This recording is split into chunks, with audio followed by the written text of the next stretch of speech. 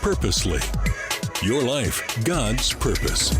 Listen at onpurposely.com. Hello, everyone, and welcome to the Gospel Tech Podcast. My name is Nathan Sutherland, and this podcast is dedicated to helping families love God and use tech. Today, we are talking about how to make wonder-focused adventures easy. Another way we've said this in the past is analog adventures.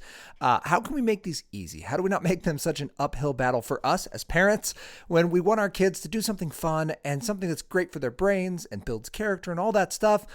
But that doesn't feel like it's, pulling teeth or nails against the chalkboard. It's always a fight to do. That's what today's conversation is, because your kids are going to be at home. We're going to be on Christmas break. And at least for those of us in the United States, we've got an academic break coming up here with Christmas break. And we want to make sure that our kids have awesome stuff to do. They can play with their cool electronics. They can do all that. And sometimes they need to just walk away. So what can we do? That's what today's conversation is about. So with no further ado, let's get this conversation started. Welcome to the Gospel Tech Podcast, a resource for parents who feel overwhelmed and outpaced as they raise healthy youth in a tech world. As an educator, parent, and tech user, I want to equip parents with the tools, resources, and confidence they need to raise kids who love God and use tech.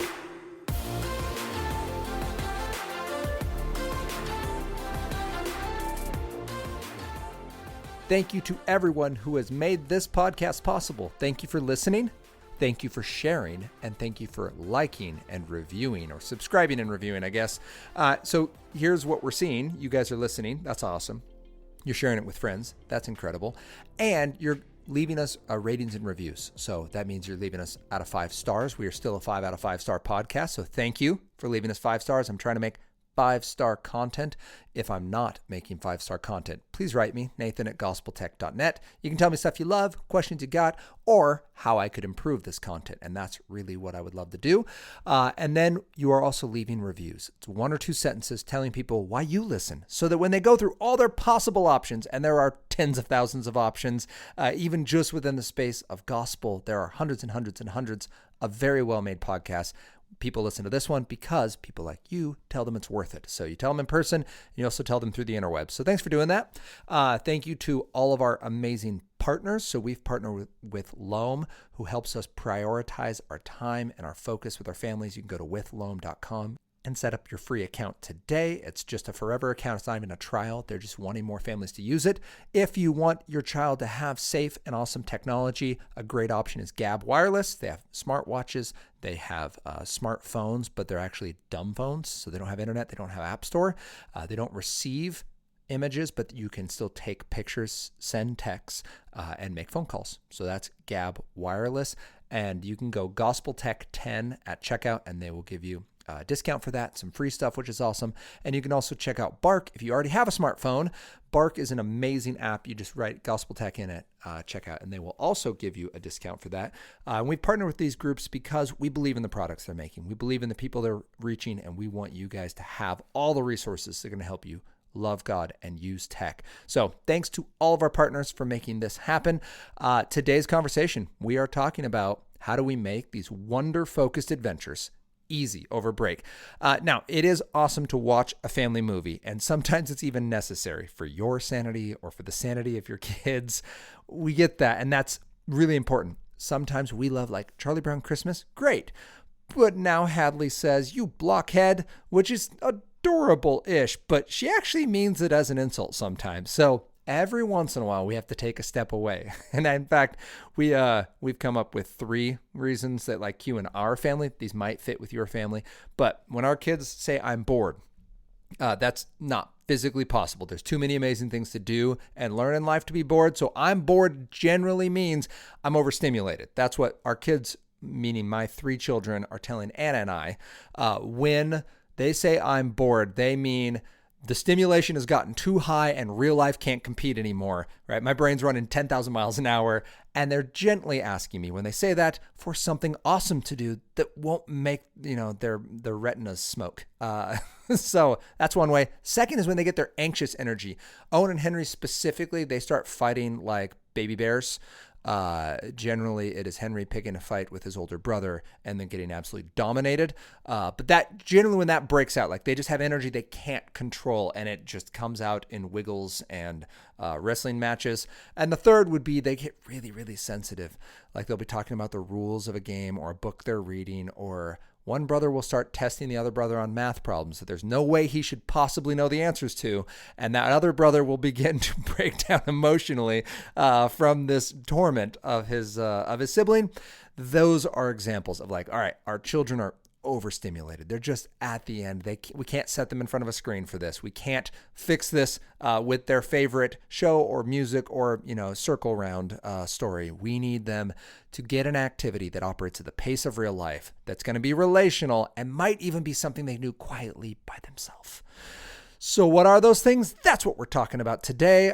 Yes, back in episode 148, Anna's like, trampoline, which I will get to, but there's some caveats with trampoline. I know it's not a great fit for everybody, but these are called analog adventures or wonder-focused adventures, and those are our 3 cues. When our kids say, I'm bored, when they get that anxious energy, or when they just are on edge emotionally, and it's not their normal on edginess. This is distinctly different. Like they watched too many shows. They've been inside too long. They need something that exercises their brain, but doesn't feel like just go out and do yard work. So I'm breaking it into kind of 3 categories for each idea. Something free, which I almost always was able to find something free, something inexpensive, and then one like paying option, but none of them are like just incredibly high paying. But if you're willing to put money into it, an idea of where that money would be worthwhile. So the very first one is get crafty. So if you're going to get crafty, the best free option, and I've said it here before and I'll say it again in the future, is Art Hub for Kids. It's on YouTube. They do delightful little drawings, and in the link, I'll include one for a pop-up Santa I've got taped to a wall here behind me that Henry made me the other day when he just needed 15 minutes to focus. And it sounds weird that I just said focus and YouTube in the same idea, but this is a delightfully made resource. I can stand behind at least their free version. And the pop-up Santa, as long as you let my kids, anyway, I won't go too far into Santa. If you're into Santa, it's option. Other options are there as well, and there is an age range. So they can be done by kind of the 6-year-old range, or it can be done up into middle school, lower high school range for your art abilities. So that's free. Cheap would be Hobby Lobby. Go to Hobby Lobby and find yourself an opportunity to take those little gem murals, if you've ever seen these. I believe it's actually called diamond murals. And basically there's little plastic pebbles, if you will, and you pick them up on the end of a little pen thing, stylus, and you put them onto a sticky page, and you're copying an image that you're given. And it basically is cross-stitching, but way simpler, that young children can do this. You can buy little simple off-brand ones, or you can actually use the fancy on-brand ones. If you want them, you just go diamondpaintingpro.com. They're not a sponsor or anything, but they have great resources. Again, a cool option. Hobby Lobby has things like that because honestly, the real ones are probably more expensive. And then if you want to pay for an awesome craft, 2 options. I guess it's technically still Hobby Lobby for one of these, but get either one of those pre-made nutcrackers or a pre-made gingerbread house. They are both very cathartic, as your children will color them in or decorate them. You can get the little mini ones. I say pre-made because one of the worst parts of making a gingerbread house is having to help your child construct and then dry and then wait. And these, you can get them from Costco, you can get them from Walmart, you can get them from Target. And they're more expensive than like a Hobby Lobby little $3 to $5 art set. They're going to run you like 10 to 20 bucks. Or, I mean, you can get them off the internet for 50 if you really want to drop some cash. But they are great, and they give you the fun. You can just go with the good old-fashioned golden grams. But that kind of independent, but do it together, you still get something to show for it, but you didn't have to splurge on Legos. So that is, if you want to get crafty. The second, which might feel very similar to some of you, is to do a puzzle. And I know that might sound like you're getting crafty, but I like puzzles because they don't really have an expiration on them. We just leave puzzles out. This is an adult thing for me. I did not do this as a child. I have found, though, that puzzles are awesome, and they can be done in like just little 15-minute chunks. Like, hey, we're kind of getting crazy. Boys, come in the room with me. We're going to do a puzzle for 10 minutes. And I've found that as long as I stand there and just am lost because I'm terrible at puzzles, the boys tend to jump in on it, and then Hadley will like play nearby. And for our family, this works. Now, you might think that sounds crazy, but it does. I don't have a free puzzle to use that's not digital, so I'm not giving you a free puzzle option, but cheap puzzle option would be Goodwill. Going to Goodwill and just finding whatever you have, and yes, missing pieces is just part of the fun and the challenge now. The second option, though, that they're not expensive, is you go to Buffalo Games. They just have, if you type in Buffalo Games Amazon, and then I don't know if you guys have noticed this, but you can go to the shop for a given company. So if you go Buffalo Games shop, they have 300-piece Star Wars puzzles, and it's everything from Yoda dressed up as Santa to Darth Vader sitting in front of a fireplace playing the piano, like very random. But there's some other just like Star Wars themed ones, like a Star Wars poster, and they're $8 to $15 for the 300-piece sets.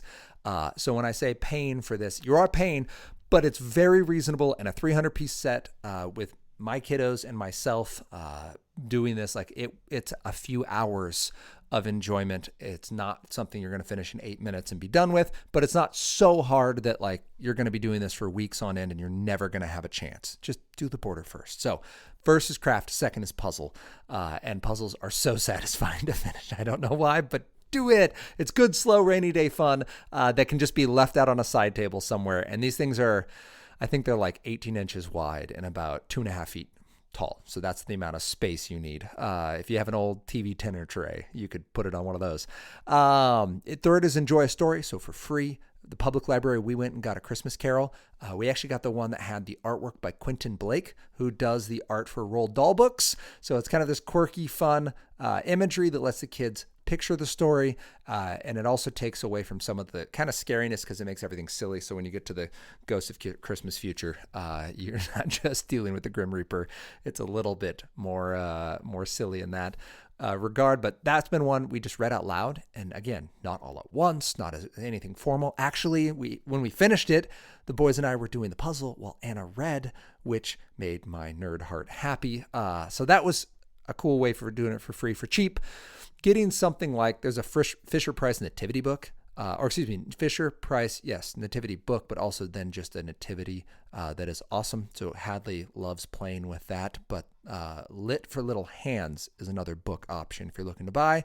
They're very sweet, and there's a Christmas Carol version of that. So on the book side, for your non-readers, something like the Little Fisher-Price nativity, and then for the Lit for Little Hands is an awesome option for some of the literature options out there. There's other little kid versions of classic stories like Little Women, but Christmas Carol is what we did for this one. And then if you want to pay, get an audiobook. The Narnia audiobook is awesome. We use Audible. We use it through an old Bose speaker, so we don't have anything fancy. I don't love the internet connectedness and the constant listening of something like an Echo Dot. So we just use a Generation 1, actually, Bose speaker that often has to be plugged in, but put it on, connect it to my phone, and then I just Bluetooth it, and that way it can be listened to for short periods of time. You can set a timer, be like, we're going to listen to this for 15 minutes or 30 minutes, whatever it is, and that's been really cool. And yes, with your membership, you can get free audiobooks, but you can also just buy books and then discontinue your membership. So an option for you if you want to enjoy a good story. So at this point, we've had some nice, quiet craft ideas, right? You do your craft, or you do a puzzle, or you listen to a story. If you need to burn off some energy, any form of tag, people, we need to get our kids moving. I generally send them outside. I've done it before where I've just pulled the car out of the garage, made them go in the garage. If you've got one, that's an option. But freeze tag is my personal favorite because it requires teamwork and you're never really out. So I like that. That's your cheap or your free version. Play some freeze tag. You can spice it up with some toilet tag or some tunnel tag or pose tag, whatever tag you do, cool. Do some tag. Play it with your kids or just make them play it with each other, and that's great. A cheap version of tag, if you want to spend a little money and get a craft thrown in, is to do Marshmallow Blaster tag. This is my young life self coming out. I included a YouTube link for this. It's great. It's 9 years old. The new ones have like much better camera work and music, but the thing they make is terrible. So just do the simple one. It's PVC. It costs like a couple bucks per little blaster gun. And basically you make this little tube structure. You put a little tiny Marlowe in the top of the tube and you blow on it. And it just rockets out this little thing at the end of your little projectile machine. And it's awesome. It's simple. Your kids can help put it together. You're teaching basic flow mechanics. It's great. If you want to make it more expensive, so you're going to shoot the little mallows. If they're doing that inside, they will end up on your ground. So just make sure you have a good Roomba or dog or responsible children, or make them go outside, and that's fine too. They'll just melt in the rain and snow. If you want to pay for this, the best version of tag, I think, is laser tag. If you're not going all the way to something like airsoft, where you're recreating children's BB gun wars, but with plastic BBs now, so they don't pierce the skin. But I think the safest version is laser tag. I would put it above Nerf, because Nerf isn't very cheap. Nerf guns, I love them and I own them, but I have a hard time telling people to get into it because it's not inexpensive. Like, you're going to pay $15 to $20 per gun. Whereas with this, I can get you $15 per gun for laser tag, and you don't run out of darts, and they shoot straight every time, and it's actually tag. I'm a laser tag snob though, so I would say use the kids lane set. It's $50 for 4. So right there, you're under $15 a pop. They run off AA batteries. You can just get the Amazon cheap bundle batch of batteries. And the beauty of these things is they run forever, and they fix the one problem with laser tag, which is people will like hide their sensors and then just like sit in one spot, because the gun is the sensor. There's no chest strap. There's no head strap. There's no wires anywhere. It's just a standalone gun. It mimics what Nerf made like 15 years ago. And now if you try to get those guns, they're like $80 a pop. So it's a delightful design. They're inexpensive. Again, splurge on airsoft if you're up for it. But when we talk about paying, I feel like sub 15 a kid is a good solid start. We got them for a birthday a few years ago as like the activity for the birthday, because we looked around and we're like, wait, it's $200 to take the kids anywhere. So we just bought a laser tag set, and it's been a genius idea. They're a lot of fun. So I would say go with Kids Lane. You can, again, check out the link. Get it from Amazon if you want. But play some tag of any variety. 2 left here.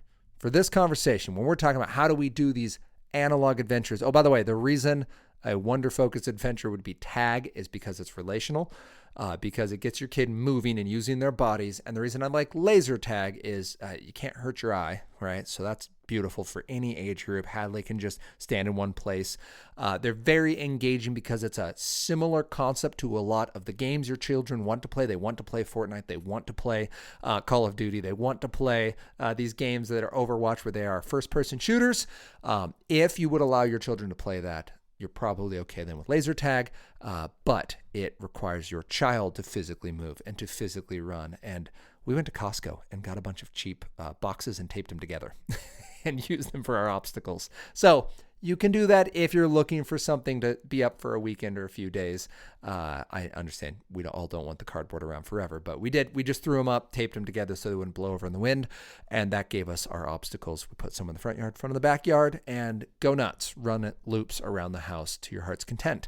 So that is why laser tag, even though it's electronic, it's still you operating it. It can't move faster than you. It can't be overstimulating because you're still ingesting all of that sensory information at the pace of real life, unlike a digital environment where it can move so much faster and so much flashing. So then we go to something a little more culinary. Bake it. Bake anything. Go to the library, get your free baking book. If you're gonna borrow a book, obviously you have Betty Crocker as a great option. I personally like The Perfect Pie by the American Test Kitchen. If you have a local library, they often would order in books. And if they don't have it anywhere in their system, and you can say, hey, I had a friend refer this book to me, they often will go purchase those books for you. It's not the fastest, but it is an option. So you can go and bake something, and all you got to do is have flour and sugar and butter. If you need an idea of what to bake, your inexpensive one would be go do Toll House cookies.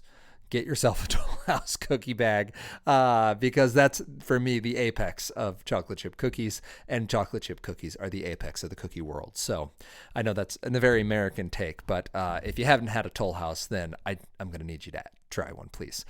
And then if you're going to pay and you want just a little bit of cost, but all of that to be kind of pre-thought out for you, Radish is a subscription program where you can get a monthly idea for baking and cooking. And it's just radishkids.com. And basically they send you a themed, so if you went December, it'd be Christmas themed meal and desserts. So you can make them. They don't send you all the supplies. They send you a cute little menu. They send you some kind of like little cooking utensil that goes with it.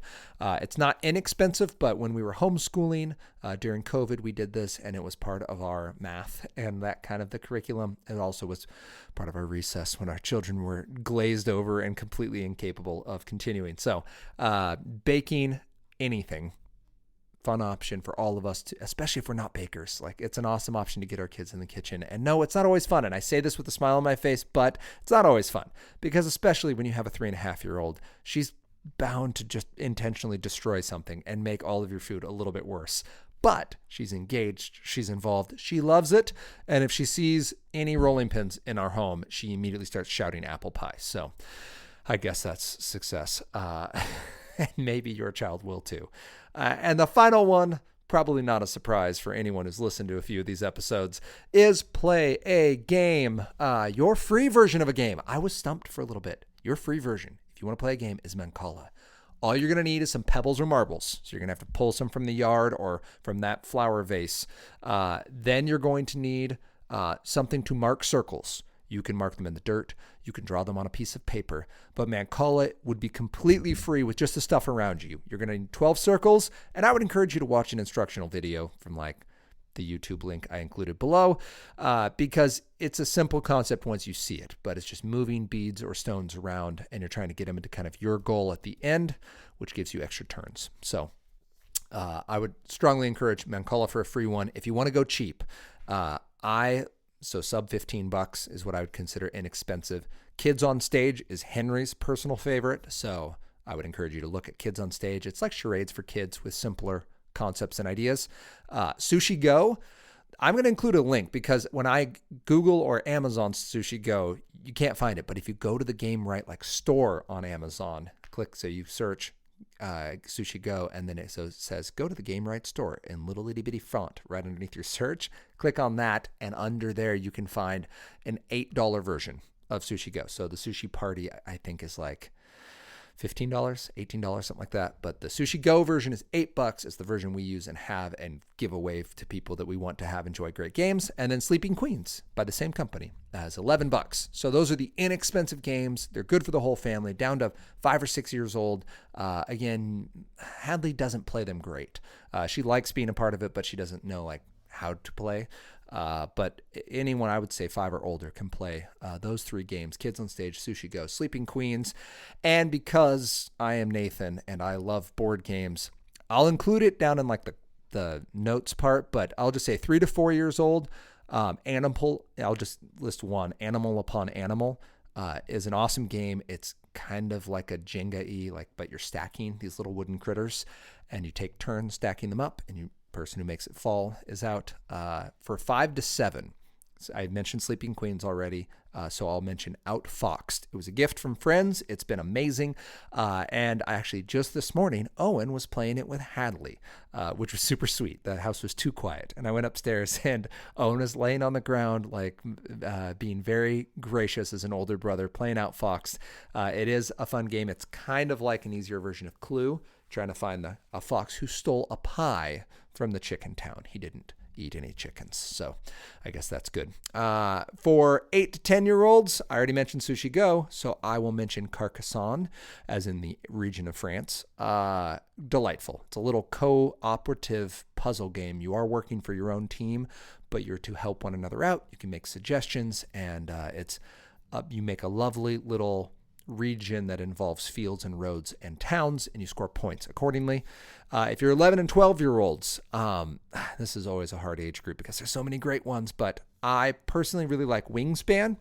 It's about birds, and you're building an aviary, so you have woods and kind of prairie fields area, and then wetlands. But if that seems too intense, if you go read reviews and you don't like it, then I really like Dixit, which is little picture cards, and you make up a story, and you have a game to see who can guess. It's like apples to apples, but with pictures. So I really like Dixit as an option. I think there's 4 or 5 different versions. And as I always say with Dixit, when anyone asks me, make sure you pre-flip through. There's no inappropriate pictures in the first set, in the original Dixit, but there are some that are a little scarier. There's one where there's two kids like holding hands and their shadows make like a wolf on the wall, and it freaks my kids out, so we don't play with that one. But just give it a quick scan through, make sure you're comfortable with what's in there, and just know that. And I would say that with every board game you ever get, because board games are awesome, but like video games, they're made by people who have different standards than you. So just make sure you're aware of it. And 13 plus, oh my goodness, so many great games.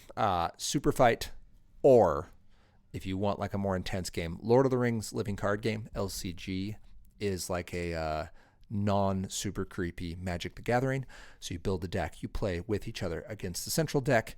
I strongly encourage. And then code names for party game. Any age group older than probably 6 or 7, they need to be able to make a clue about their word. So that's the one trick, is they have to kind of think a little abstract. They can't use the word in front of them, but the idea is you're getting your teammates to guess your clues and not your opponent's clues. So to finish this whole idea of wonder-focused adventures, we're having fun, we're playing together, we can do it inexpensive or even for free for almost all of them. So just keep this in mind, that there are amazing options for your family. They don't even have to be major Christmas presents. They can be stuff you just throw into your life rhythms. I would say trampoline. I'll include a link for the one that we got. It goes on sale from Walmart for like $250.